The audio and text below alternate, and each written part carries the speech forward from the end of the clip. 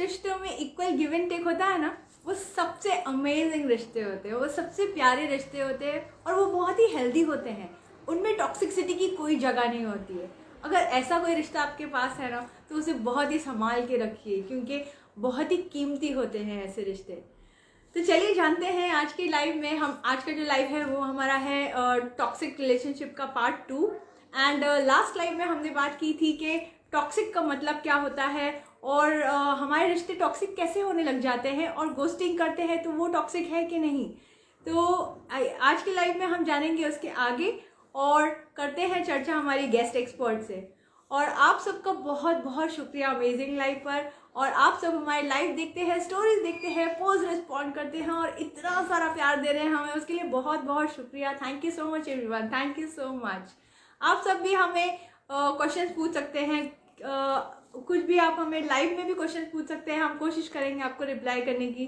तो चलिए आज अभी गेस्ट से कनेक्ट करते हैं और जानते हैं आगे की के टॉक्सिसिटी के बारे, रिश्तों के बारे में आगे डिटेल में चर्चा करते हैं। So yes, we are adding. Hello Neha ji. Hi Sheetal, कैसी हो? एकदम फर्स्ट क्लास, आप कैसे हो? मस्त। तो नेहा जी, बहुत बहुत बहुत शुक्रिया अमेजिंग लाइफ पर आने के लिए, अपना कीमती समय निकालने के लिए, thank you so much.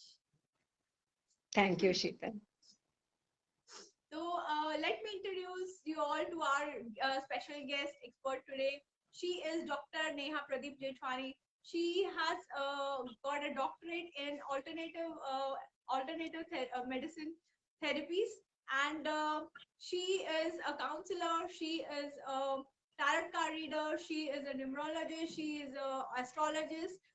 She is a life coach. She is a yoga therapist, and she takes meditation, and that too she had never repeated in her 20 years of experience. And इतना कुछ है ना उनके बारे में बोलने के लिए कि हमेशा मुझे याद करना पड़ता है। और भी बहुत कुछ है, ये तो जस्ट ब्रीफ इंट्रो है उनका, उनके बारे में बोलने जाओ तो बहुत कुछ है, there is so much. And about relationship की बात हो रही है तो she is a very good counsellor in relationship. अगर रिश्तों में कुछ ये है तो वो बहुत अच्छे से रिश्तों को समझती है, उनको फिक्स करती हैं और उनको जो उनकी सही चीजें उस रिश्ते में जरूरत है उनको अच्छे से काउंसिल करके उनको ये करती है। तो आप भी कोई कंसल्ट करना चाहता है उन्हें तो यू आर ऑलवेज वेलकम। तो चलिए मिलते हैं हमारी अमेजिंग अमेजिंग गेस्ट से। तो Neha ji, once again thank you for coming and अपना कीमती समय निकालिए। Thank you so much Sheetal. तो नेहा जी, आज का लाइव हम शुरू करते हैं।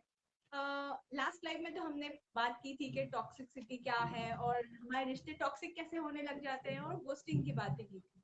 तो आज के लाइव में मुझे ये पूछना है आपसे कि अगर हम ऑफिस में एक बॉस है और एम्प्लॉय है, तो उनमें अगर समझो एम्प्लॉय को ऐसा लगता है कि मेरा जो रिश्ता है बॉस के साथ या वो वातावरण के साथ, वो उस एनवायरनमेंट में वो टॉक्सिसिटी महसूस करता है, तो उसमें उसको जरा भी काम करने का मन नहीं कर रहा है और वो फंसा हुआ अपने आप को महसूस करता है या करती है, तो उसे क्या करना चाहिए? क्योंकि उसके पास ऑप्शन भी नहीं होता है कि वो उस चीज को छोड़ दे और कुछ और करे। ऐसी सिचुएशन में क्या कर सकता है वो? देखो, जहां तक बॉस की बात है और एम्प्लॉय की बात है, दोनों आपस में काम कर रहे हैं और समझो रिश्ता बहुत ही टॉक्सिक हो गया है, तो आप किस मकसद से वहां पे गए हो, पहला तो हमें ये देखना होता है कि देखो, आप कोई भी जॉब जब जहां भी करने के लिए जाते हो तो पहला आपका मकसद ये होता है कि मैं जॉब पे जा रहा हूँ, वहां का वातावरण अच्छा हो। दूसरा ये कि मेरी यहाँ जरूरत पूरी हो रही है या नहीं, या मेरे काम को वैल्यू मिल रही है या नहीं। ये दो चीजें बहुत ही इंपॉर्टेंट है। आप कहीं भी काम करने के लिए जाते हो तो आपको आपके पसंद की सैलरी मिल रही है फर्स्ट, क्योंकि आप वहां पे, ठीक है, हर रिश्ते, जो भी हम जहां भी काम कर रहे होते हैं वहां रिश्ते बनते हैं, बॉस के साथ बनते हैं, आपके कलीग के साथ बनते हैं, सबके साथ आपके रिश्ते बनते हैं। लेकिन उसमें भी जरूरी है कि आप किस मकसद से वहां पे गए थे। अगर आपको लग रहा है कि आपकी सैलरी वहां पे अच्छी है, आपका जो है वहां पे आपको अच्छी तरह से रिस्पेक्ट मिल रही है, रिस्पेक्ट का मतलब आपको एक से नहीं मिल रही है, चलो आपके बॉस से नहीं मिल रही है, लेकिन आपके चारों तरफ का वातावरण अगर अच्छा है, मतलब जो आपके साथ काम करते हैं वो आपकी रिस्पेक्ट कर रहे हैं, बात कर रहे हैं, सिर्फ आपका रिश्ता बॉस के साथ बहुत ही टॉक्सिक हो गया है, बाकी सारे आपको वैल्यू दे रहे हैं, तो इस जगह पे आपके लिए जरूरी है कि आप जो है काम तो करो लेकिन बॉस को थोड़ा इग्नोर करो, क्योंकि आप जिस मकसद से गए हो वो आपका पूरा हो रहा है। हमेशा देखो, हम किसी भी रिश्ते की बात करते हैं ना, तो हम उसमें देखते हैं कि मेरी प्रायोरिटी क्या होनी चाहिए। अगर हम जॉब पे गए तो हमारी प्रायोरिटी होती है कि पहली ये कि मुझे सैलरी अच्छी मिलेगी जिससे मैं अपना घर चला सकूं, या जो भी, पहली वो। दूसरा आप देखते हो कि वहां पे क्या मेरी फ्यूचर की ग्रोथ है, मतलब अगर आप गए हो और आपको लग रहा है कि मैं यहाँ पे काम कर रहा हूँ या कर रही हूँ, और आपको लगता है कि अगर मैंने मेहनत मैं करती रही या करता रहा तो मेरे को और भी अच्छी अपॉर्चुनिटी आएगी, मेरी ग्रोथ होगी सैलरी में, जो भी, आज मैनेजर हूं तो आगे मैं और आगे बढ़ूंगा, ये आपको दिख रहा है कि आपकी ग्रोथ यहाँ पे है, हो सकती है ग्रोथ, लेकिन आप सिर्फ एक ही जगह से परेशान हो रहे हो और बॉस से परेशान हो रहे हो। तो आपको चारों तरफ अगर वातावरण अच्छा मिल रहा है, तो अगर चीजें मैनेजेबल करने जैसी हैं तो आप चीजों को सुन लो। अगर आपको बॉस ने अगर कुछ बोल दिया तो आप सुन लो, ये नहीं कि आपको बहुत ज्यादा टॉक्सिक सोच सोच के हो जाना है कि ये मुझे रिस्पेक्ट नहीं दे रहा, ये मुझे ये नहीं कर रहा। आपको ये देखना है कि बाकी का जो पलड़ा है वो दूसरी तरफ भारी है, मतलब हर जगह से आपको रिस्पेक्ट मिल रही है, आपको सैलरी अच्छी मिल रही है, तो आपको अगर कुछ भी बेनिफिट मिल रहा है उस चीज से तो थोड़ा इग्नोर करो, पहला ये। दूसरा, अगर आपको ऐसा लग रहा है कि आप अगर बॉस के साथ हो और ये रिश्ता इतना टॉक्सिक हो चुका है कि आपके जो बॉस हैं वो अब आपको बाहर भी डैमेज कर रहे हैं। बाहर डैमेज करने का मतलब क्या हो गया कि आपको आपकी ग्रोथ रोक दे रहे हैं, आपकी सैलरी रोक दे रहे हैं, फिर दूसरे लोगों को बुला रहे हैं जो दूसरे काम कर रहे हैं उसके सामने आपकी इंसल्ट कर रहे हैं, ये दूसरी बात हो गई। तब आपके लिए तब ये केस आप कह सकते हो कि बहुत ज्यादा टॉक्सिक हो गया है। इस समय आपको चुप नहीं रहना है, आपको जाकर के अपने बॉस से अकेले में बात करनी है कि यहाँ पे प्रॉब्लम क्या है, मतलब और क्या मेरे काम से प्रॉब्लम हो रही है आपको, या आपने जो काम दिया क्या मैं ढंग से नहीं कर पा रहा हूँ या नहीं कर पा रही हूँ, आप कैसा काम चाहते हो तो आप मुझे बता दो। अगर आप मुझे कोई काम दे रहे हो, अगर मैं पूरी तरह से वो काम को कर रहा हूँ तो फिर आप मेरी इंसल्ट नहीं कर सकते हो, चार लोगों के बीच में आप मुझे ऐसे नहीं बोल सकते हो। आपको अगर मेरे काम से रिलेटेड कोई भी प्रॉब्लम हो रही है तो आप मुझसे 1 to 1 बात करो, है ना, लोगों के बीच में आप बात मत करो। तो आपको जाकर के बॉस से खुल के बात करनी चाहिए, न कि आप जो है अपनी सफाई वहां के स्टाफ को दे रहे हो, यानी कि जो भी वहां काम कर रहा है, आपका कलीग बैठा है तो आप उसको बुला रहे हो और कह रहे हो देखो बॉस ने मेरी ऐसे बुराई की, तुमसे भी की ना, देखो उसने, तुम जा जा करके एक एक से ये बात कर रहे हो, तो इससे क्या होगा, और माहौल खराब होगा। माहौल इसके लिए होगा कि आप बार बार अपनी सफाई देने की कोशिश कर रहे हो, जबकि वो मायने नहीं रखती, इसके लिए कि ये ऊपर वाला यानी जो आपका बॉस था उसने ये सारी बात बोली हुई है। तो इसके लिए जहां से ये प्रॉब्लम की जड़ शुरू हो रही है उसको खत्म करो। आप अपनी बात लेकर के चार लोगों तक मत जाओ, आप जाकर के बॉस से बात करो और बोलो कि नहीं यहाँ ये प्रॉब्लम है, आप बता दो आपको मेरे से कहाँ कहाँ क्या क्या प्रॉब्लम हो रही है। अगर आपका बॉस वाकई में समझदार है और उसको प्रॉब्लम हो रही है तो वो आपको जरूर बोलेगा कि देखो तुम्हारे इस चीज पे मुझे प्रॉब्लम हो रही है। आप अंदर अंदर घुटो मत, आप इसको टॉक्सिक बना करके उतने नेगेटिव मत बनो कि आप जब बॉस को देखो तो आप अपने नेगेटिव वाइब्स उसको दे रहे हो, वो आपको देख करके अपने नेगेटिव वाइब्स दे रहा। तो इससे क्या होगा ना कि ग्रोथ रुक रही है, आपकी मेंटली ग्रोथ रुक रही है, आप जो काम करना चाह रहे हो ऑफिस में, जैसा परफॉर्मेंस देना चाह रहे हो आप नहीं दे पाओगे, क्योंकि कहीं ना कहीं आप अटक गए इस चीज को लेकर के। तो ऐसा नहीं हो रहा है कि आपको भी, वो भी तो आपसे अटक रहा है, तो दोनों को परेशानी हो रही है। तो इसके लिए जाकर के खुल करके बात करो, और जहां भी प्रॉब्लम्स आ रही है आप काम को लेकर के, या वो कह रहा है कि नहीं मुझे आपका परफॉर्मेंस समझ नहीं आता और आपको लग रहा है कि आप तो पूरी ईमानदारी से काम कर रहे हो और 100% अपना दे रहे हो, लेकिन उसको समझ नहीं आ रही है ये चीज, तो अपनी बात उसको रखो। लेकिन अगर आपको लग रहा है कि मेरा बॉस मुझे नहीं समझ रहा, मैं 100% अपना काम भी कर रहा हूँ, कर भी रही हूँ, लेकिन ये फिर भी ये पर्सनल पे आ गया है। बहुत बार ऐसा ऑफिसों में होता है कि करते करते ना पर्सनल आ जाते हैं। ये नहीं होता कि ऑफिस की चीज ऑफिस में रखें, ऑफिस को भी घर बना लेते हैं। तो वहां पे आपको लग रहा है कि मेरी ग्रोथ रुक रही है, तो फिर आप बोलो कि अगर आपको प्रॉब्लम हो रही है, या तो आप देखो, अच्छी तरह समझने की कोशिश करो। यहाँ पे अगर रिश्ते आपके और मेरे खराब रहेंगे तो कंपनी को भी नुकसान होगा, क्योंकि आप भी अपना आउटपुट नहीं दे पाओगे और मैं भी नहीं दे पाऊंगा। तो इसके लिए जो हमारे बीच में जो भी मिसअंडरस्टैंडिंग हो रही है, इसको हम खत्म करते हैं और एक अच्छी तरह से एक रिश्ते की शुरुआत करते हैं और हम मन लगा के काम करते हैं। लेकिन अगर बॉस आपका बहुत ही पर्सनल चला गया और वो बोले कि नहीं, मुझे तो नहीं, तुम में ही सारी प्रॉब्लम है, मेरे में कुछ नहीं, नहीं आपको कुछ भी समझने की कोशिश नहीं कर रहा, तब आप ऑप्शन देखो। ऑप्शन का मतलब क्या होता है कि आपको ऐसा नहीं कि तुरंत जॉब छोड़ देना है, आप अपना ईमानदारी से वहां पे काम करो और आप अपनी साइड में जहां भी आपको काम देखना है देखो, क्योंकि अब आपको लग रहा है कि मेरी ये ग्रोथ नहीं होने देगा। देखो, जहां पे भी आपकी ग्रोथ रुक रही है, आपको लग रहा है कि नहीं ये पर्सनल चला गया है और मेरी अब ग्रोथ नहीं होने देगा, इतना चला गया है, तो फिर जरूरी है कि उस माहौल को आप छोड़ दो। क्योंकि आप वहां गए किस लिए थे? आप गए थे वहां काम करने, अपनी ग्रोथ के लिए, सेल्फ जिस मकसद से गए थे। आपका अगर मकसद पूरा नहीं हो रहा है तो फिर उस जगह की आपको जरूरत नहीं है। सामने वाला अगर आपकी वैल्यू नहीं कर रहा है और आपको अगर समझ ही नहीं रहा है, आप इतना मेहनत कर रहे हो, आपकी काम की वैल्यू नहीं है, आपकी वैल्यू नहीं हो रही है, तो फिर ऐसी जगह पे काम करके फायदा क्या? है ना? तो हमें देखना है कि राइट। हमारी ग्रोथ कहाँ रुक रही है। अगर हमारी ग्रोथ रुक रही है तो फिर अब लग रहा है कि बोलते हैं ना कि एक ये रास्ता लास्ट है, तो फिर अब रास्ता चेंज करो। आपके लिए बहुत सारी अपॉर्चुनिटी होगी, अगर आप में आप मेहनत कर सकते हो, आप उस काबिल हो, तो फिर डरना क्या? फिर तो आपको बहुत सारी जॉब मिल जाएगी राइट। जहां आपके काम की कद्र हो, आप कंपनी को प्रॉफिट दे रहे हो, काम करके दे रहे हो। अगर सामने वाले को लगेगा कि हाँ, ये इंसान अगर ऑफिस से निकल जाता है तो हमारे काम को बहुत इफेक्ट हो जाएगा, तो फिर वो झुक जाएगा, वो आपसे समझौता करेगा, देखो भाई मुझे ये प्रॉब्लम है, ठीक है तुम थोड़ा ये सुधार लो, मैं अपना ये सुधार लेता हूँ, तो वो रिश्ते सही हो जाते हैं। लेकिन अगर वो आ गया अपने पे कि नहीं मैं कुछ नहीं सुधरने दूंगा, तो फिर ऐसी जगह तो रह के भी फायदा नहीं है। तो बात करके क्लियर करना राइट। बहुत जरूरी है। Nice, very nice. एक्चुअली आपने बहुत सही तरीके से बहुत डेप्थ में समझाया और बहुत ही बढ़िया था ये।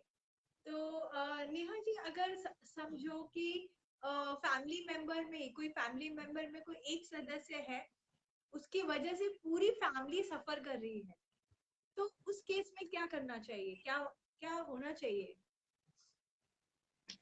देखो, आपने आपका क्वेश्चन ये है कि अगर पूरी फैमिली सफर कर रही है, तो अगर पूरी फैमिली सफर कर रही है यानी कि एक इंसान से सबको परेशानी हो रही है और हर कोई ये बात जान रहा है ना, आपस में क्या ये हर कोई बात जान रहा है कि देखो मुझे भी इस इंसान से परेशानी है, तुम्हें भी इस इंसान से परेशानी है, उसको भी इस इंसान से परेशानी है, यानी परेशानी की जो वजह है वो इंसान है।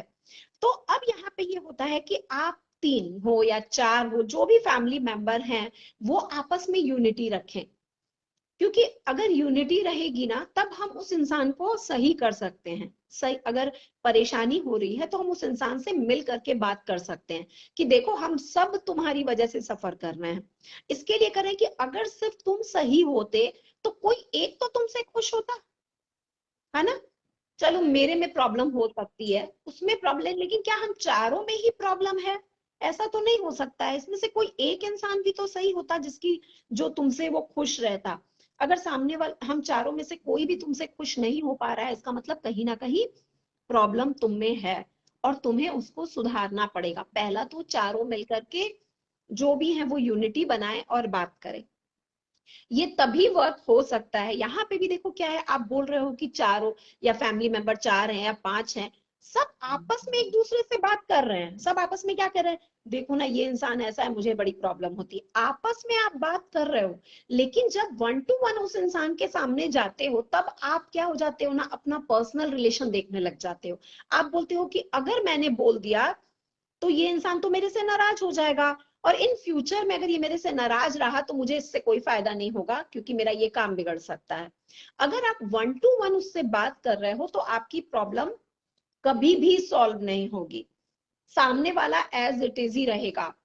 एक एग्जाम्पल इसको इस तरह से समझ सकती हो कि घर का एक मेंबर ऐसा है, चाहे किसी की वो बहू हो या किसी का वो बेटा हो, कुछ भी हो, वो किसी की नहीं सुनता है, तो सब लोग बोलते हैं मेरी भी नहीं सुनता, मेरी भी नहीं सुनता, मेरी भी नहीं सुनता। तो आप सबको साथ में मिलके जाना चाहिए और ये नहीं सोचना चाहिए इंडिविजुअल में कि नहीं मेरा रिश्ता इससे खराब हो जाएगा, तो है ना, क्योंकि अगर आप पर्सनल पे आने लगते हो ना तो फिर वो बात आप नहीं बोल पाते हो। अकेले में जाकर के आप उसकी सारी परेशानियों को झेलते हो। सामने वाला आपसे 1 to 1 जब बात कर रहा है तो वो आपके ऊपर हावी हो रहा है तो आप सुनते हो, क्योंकि आप अकेले गए हो। दूसरा अकेले जाता है तो वो उसके ऊपर हावी होता है। तो अगर आपको जाना है तो चारों को साथ ही जाना पड़ेगा, और ये नहीं सोचना पड़ेगा कि ये इंसान पर्सनली मेरे बारे में क्या क्या सोचेगा। क्योंकि अगर आप पर्सनल पे उतरते हो ना कि मेरा रिश्ता इसके साथ खराब हो जाएगा, वो बोलेगा मेरा, तो आप चारों ही परेशान रहोगे, लेकिन उस इंसान को आप कभी ठीक नहीं कर सकते हो। तो इसके लिए आपकी यूनिटी होनी चाहिए। जब हम छोटे थे तो एक स्टोरी सुनते थे, मतलब बहुत बार ये स्टोरी हो सकता है आपने भी सुना हो, कि एक पिता, उनके 4 बच्चे है ना, और चारों पूरा टाइम आपस में लड़ाई करते रहते थे, और चारों जाके अलग अलग पापा से अपने अपने फादर से बोलते थे कि आपका ये वाला बेटा खराब है, आपका वो वाला बेटा खराब है, चारों अलग अलग जाकर के बोलते थे। अब पिता का जो है लास्ट समय आ रहा था, अंतिम समय आने लगा। अब पिताजी को लगा कि अब तो भाई मुझे अब बंटवारा कर देना चाहिए, पैसों का, प्रॉपर्टी का बंटवारा कर देना चाहिए। तो उन्होंने ये सोचा, तो हर कोई जाकर के बोलता था कि सुनो, मैं तो ठीक हूँ, मुझे दोगे तो ठीक है, लेकिन ये तीनों ऐसा कर देंगे। फिर दूसरा था, आप ऐसा मुझे दे दो, मैं संभालूंगा, ये तीनों वैसा कर देंगे। ये अलग अलग करते थे। तो उनके पिता ने बहुत सोचा और लास्ट में बोला कि ठीक है, एक काम करते हैं कि तुम चारों साथ में आओ और मैं कुछ काम दूंगा, और जो मैं काम दूंगा वो तुम कर दोगे, तो फिर उसके नाम पे वो प्रॉपर्टी हो जाएगी और मुझे समझ में आ जाएगा कौन लायक है। अब चारों पहुंच गए। पिताजी ने एक एक करके लकड़ी दी, सबने एक एक करके एक एक लकड़ी ली और तोड़ दी। फिर पिताजी ने दो दो लकड़ी दी, ठीक है, तो जो ताकतवर था उसने तोड़ दिया। पिताजी ने सोचा कि चलो ठीक है, अब जो है 3 4 लकड़ी एक साथ पूरी बांध के दी और बोला एक कि अब तोड़ो। अब वो नहीं टूटी, तो उन्होंने बोला कि ठीक है, अब क्या करो, चारों मिलकर के इसको तोड़ दो। तो चारों मिलकर के उसको तोड़ने की कोशिश की तो वो टूट गई। ठीक है, तो अब देखो यहाँ पे हम एक कहानी हमें ये सीखने को मिलती है, इसकी जो स्टोरी है इससे हमें ये सीखने को मिलता है कि एकता में बहुत शक्ति होती है ना। जब एक एक करके वो जा रहे थे, एक एक करके तोड़ रहे थे, तो हर चीज इजी वे में टूट जा रही थी। तो जब हम एक एक करके आपस में जाते हैं ना तो यहाँ पे बात नहीं बनती है।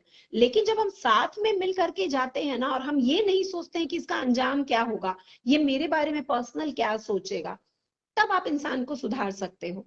तो एकता में शक्ति है, ये हम मानते हैं, लेकिन इस स्टोरी को अगर दूसरे वे में देखो तो हमें ये सीखने को मिलता है इस चीज से कि अगर आपको किसी को भी ठीक करना है तो आपको जाना पड़ेगा मिलकर के उसके पास, साथ में मिलकर के जाना पड़ेगा, और अपनी पर्सनल चीजों को छोड़ दो कि मुझे अपनी रैपो इसके साथ बनानी है, मुझे अपनी इंप्रेशन इसके साथ बनानी है।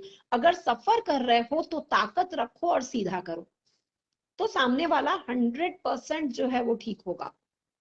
क्यों ठीक होगा, उसके पीछे वजह है, क्योंकि अब वो समझ जाएगा कि ये, अब मैं अकेला हूं, ये 4 की ताकत है ना, तो सुधरना अब मुझे पड़ेगा, क्योंकि अब यहाँ पे कोई भी मेरे से सहमत नहीं हो रहा। तो अकेले इंसान में इतनी ताकत नहीं होती है, ग्रुप होते हैं ना, उसमें ताकत रहती है। तो ये चीजें बहुत मायने करती हैं कि अगर आपकी फैमिली में या किसी की भी फैमिली में कहीं कुछ भी चल रहा हो, जहां पे अगर एक इंसान की वजह से सारे सफर कर रहे हैं, तो उस पूरे परिवार को यूनिटी रखनी चाहिए। मिल के बात करो, अकेले में कुछ बात मत करो, सीधा करना है तो मिल करके सामने। और अगर घर का कोई बड़ा है तो उसको बैठ करके बात करनी चाहिए, क्या तुम्हें भी इससे प्रॉब्लम है, तुम्हें भी प्रॉब्लम है, तुम्हें भी, तो उससे बहुत फर्क पड़ जाता है कि देख लो हम सब एक कैटेगरी में आते हैं, तुम अलग हो, इसका मतलब टाइम तुम्हारा है बदलने का। तो इससे प्रॉब्लम बहुत अच्छी तरह से सॉल्व हो जाती है। शीतल, तो इस तरह से हम ये काम कर सकते हैं। ट्रू, ने बहुत सही तरीके से समझा। एक्चुअली ये question one of our viewers का है, तो यस। और अभी आप सब जो लाइव देख रहे हैं, आप लोग भी कोई सवाल पूछ सकते हैं। हमारे साथ जुड़े हैं अलका जी और दिनिशा जी, पल्लवी जी। आप सबको बहुत थैंक यू। आप सब हमें रिलीजियसली फॉलो करते हैं, थैंक यू सो मच। और भी जो जुड़े हैं, जो हमें दिखाई नहीं दे रहे हैं नाम वगैरह, आप सबको बहुत बहुत शुक्रिया। एक्चुअली हमारे साथ जुड़ने के लिए बहुत बहुत शुक्रिया। तो नेहा जी, अभी और कोई सवाल तो अभी आया नहीं है, तो आप आपसे अभी मैं इस विषय में तो मेरे पास कुछ खास है नहीं पूछने के लिए। फिर भी एक सवाल ऐसे जो आजकल ज्यादा कॉमन है लोगों में, कि लोग लोग रिश्तों में टॉक्सिसिटी क्या है, ये समझने की जगह, मतलब बैलेंस करने की जगह, वो और ज्यादा टॉक्सिक होते जा रहे हैं। तो मेरा सवाल ये है इन सब चीजों से, मेरा सवाल एक ये है कि जब इतनी टॉक्सिसिटी बढ़ गई है, और अभी हम जान भी गए हैं, अभी समझो हमने लाइव भी देख लिया है, और हम फिर भी जान गए हैं कि टॉक्सिसिटी क्या है और अब हमें क्या करना चाहिए, तो क्या सीरियसली हम वो स्टेप लेंगे या ले रहे हैं कि हम उस रिश्तों को बेटर कर सके? हाँ, ये बहुत ज्यादा जरूरी है कि अगर हमें रिश्तों की समझ है, हमें रिश्तों की वैल्यू है, तो हमें जो है ना सच में समझना चाहिए इस बात को। ये देखो, ये सबके ऊपर लागू होता है। इस दुनिया में जितने भी हम इस संसार में आए हैं ना, तो हम सबके लिए रिश्ते बहुत मायने रखते हैं। तो हमें रिश्तों की जरूरत रहेगी ही, चाहे अभी रहे चाहे 10 साल के बाद रहेगी। तो हमें अपनी ना समझ बढ़ानी है। ये रिश्तों में जो खटास आती है ना, या जो भी जिसको हम टॉक्सिक बोलते हैं, तो जो भी हमारे रिश्तों में खटास आ रही उसकी वजह हमारी समझ होती है। तो हमें ना अपनी समझ को बढ़ाना है। हमें समझना है कि भाई रिश्ते हमारे लिए बहुत इंपॉर्टेंट हैं। रिश्तों को ऊपर रखना है, सबसे पहले रिश्तों को रखना है, बाद में सब कुछ है ना। क्योंकि हम बोलते हैं ना कि एक टाइम खाना नहीं खाओगे चलेगा, लेकिन कोई रूठ जाता है ना आपसे, तो वो एक टाइम का खाना भी गले के नीचे से नहीं जाता। तो आप समझ सकते हो राइट। कि वो कितना जरूरी है कि हम आए हैं, हमें ये भगवान ने ये शरीर दिया है, हमें संसार दिया है, हमने संसार अच्छी तरह बसाया है, सब किया। तो हम सब एक दूसरे को प्यार करें, हम सब एक दूसरे की कद्र करें, हम सब एक दूसरे की रिस्पेक्ट करें। ये तभी हमारी गाड़ी चल सकती है। क्योंकि अगर हमें प्यार नहीं राइट। मिलेगा तो हम खुश नहीं होंगे। तो आप सोचोगे आपको राइट। प्यार मिले तो आप भी प्यार दो, है ना। आप राइट। चाहते हो आपको रिस्पेक्ट मिले तो आप रिस्पेक्ट दो, है ना। तो आपको राइट। देखो, यहाँ पे क्या है, पूरी दुनिया तो सामने नहीं बैठी है, लेकिन फिर भी हम समझ सकते हैं कि जो भी हमें चाहिए ना, वो हम करना शुरू करें, हम प्यार देना शुरू करें, हम थोड़ी अपनी समझ बढ़ा दें, लोगों को समझना शुरू करें, रिस्पेक्ट करें, हम ये राइट। वैल्यू समझें। हम इसको ऊपर हवा में नहीं उड़ा राइट। दें कि चलो ना पूरी, जैसे एक कॉमन सा एक वर्ड है, पूरी दुनिया मेरे लिए खुली है। अरे ये सब फिल्मी डायलॉग हैं, राइट। ये फिल्मों में अच्छे लगते हैं, पूरी दुनिया हाँ। मेरे लिए खुली है। नहीं है। आप घर से राइट। बाहर निकलो, देखो आपकी क्या हालत हो जाएगी। पूरी दुनिया नहीं, हाँ, आपके घर राइट। की दुनिया, घर के मेंबर आपके लिए हैं, वही आपको सेफ रखेंगे, वही आपको प्यार देंगे, अच्छी आपका ख्याल रखेंगे। तो जिनके साथ आप रह रहे हो उन सब आपस में एक दूसरे को प्यार दो, समझो, रिस्पेक्ट दो। फिर आप देखो कितने प्यार से, जितनी टॉक्सिटी, देखो डेली टॉक्सिक तो होता ही है, क्यों टॉक्सिक, थोड़ा बहुत टॉक्सिक तो राइट। होगा ही। हम जब साथ में रह रहे हैं, आज हम अनाज खाते हैं, हम कोई भी खाना खाते हैं तो हमारा खाना डाइजेस्ट होता है ना। फिर जिस अनाज की जिसकी हमें जरूरत नहीं है, वो क्या हो जाता है, एक्सक्रीशन के थ्रू हमारी बॉडी से बाहर निकल जाता है ना। तो वैसे ही हमारे घर का माहौल है, हमारे ऑफिस का, कि आप जहां पे भी हो वहां थोड़ा बहुत तो, बोलते हैं ना, बुलबुले उठेंगे ही, क्योंकि सब अपने अपने स्वभाव के हैं। लेकिन उसको फिर लेट गो, जाने दो, लेट इट गो, हो गया खत्म, बोल दिया खत्म। इसको ना इतना ज्यादा घुस घुस के बदला लेना, हल्के में ऐसा करना, वो हाँ, करना, हाँ, हल्के में लेकर के, कि बस ये सोचो कि हम हल्के में। साथ में हैं, हम ताकत हैं। बस Right. यही सोचो ना, तो देखो कितना मजा आएगा रिश्तों में। तो रिश्तों की वैल्यू अगर हम करेंगे तो रिश्ते भी हमारी वैल्यू करेंगे, है ना। तो इसके लिए True, बस true, इतना true. ही है कि रिश्तों की वैल्यू करो, सबको प्यार दो, समझो, Right. सबको समझना है, एक को नहीं, सबको इक्वल समझना है। दोनों को जो सब दूसरे हैं उनको भी समझना है कि नहीं, हम इक्वल सब गिव एंड टेक। इक्वल है, इक्वल ट्रीट। बिल्कुल। Right, right. तो नेहा जी, अगर समझो टॉक्सिसिटी की बात चल रही है, तो बहुत लोग विक्टिम मेंटालिटी में होते हैं। लाइक उनकी मेंटालिटी जो होती है ना, वो अपने आप को हमेशा हर सिचुएशन में विक्टिम ही समझते हैं। तो वो लोग ऑलरेडी वो टॉक्सिक जोन में ही होते हैं। तो ऐसे लोगों के साथ कैसे डील किया जाए? मतलब उनके साथ अच्छा भी करूँ तो भी वो लोग अपने आप को विक्टिम समझते हैं, कुछ हो रहा हो या नहीं हो रहा हो, सब कुछ मिल रहा है तब भी वो अपने आप को विक्टिम समझते हैं। तो ऐसे लोगों के साथ कैसे डील किया जाए? देखो, या तो जो भी इस टाइप के इंसान होते हैं, उनके पास्ट को देखना बहुत जरूरी रहता है। पास्ट मतलब उनकी पास्ट लाइफ कैसी रही है, उनके बचपन से लेके उनकी परवरिश कैसी रही है ना। अगर उनकी परवरिश जैसी रही है, उनको ऐसा माहौल, ऐसा नहीं हुआ है कि उनको माहौल अभी मिला होगा, वो बचपन से जिस माहौल में बड़े हुए हैं, उसी माहौल का असर उनके ऊपर इतना हावी हो जाता है कि वो पुरानी बातों को, पास्ट को, पुरानी बचपन से लेके अभी तक की लाइफ को भूल नहीं पाते हैं। तो वो अपने आप को हमेशा विक्टिम की तरह देखते हैं।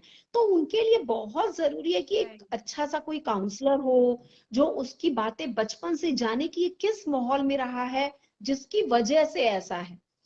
एक छोटी सी राइट, बात बोलना चाहूंगी कि अगर आप सोच लो कि गुलाब का फूल हो, या जिसमें सबसे अच्छी खुशबू आती है ना, वो फूल है ना, और उसको आप फिश के साथ रख दो, तो जो गुलाब की खुशबू है ना, उसमें से फिश की खुशबू आना शुरू हो जाएगी। राइट, राइट, समझ रहे हो। राइट, वो अपना अस्तित्व खो देगा, है ना। तो वैसे ही राइट, जो इंसान है, उसको ऐसा माहौल मिल गया है बचपन से, उसका ऐसा माहौल मिला है, उसको माहौल ऐसा मिल गया कि उसका माइंड वैसा सेट हो गया है ना, कि मैं ही, मुझे ही देखा जा रहा है, मुझे ही बोला जा रहा है, मेरे ऊपर ही सारे ब्लेम लग रहे हैं। वो राइट। हमेशा ऐसे ही सोचेगा।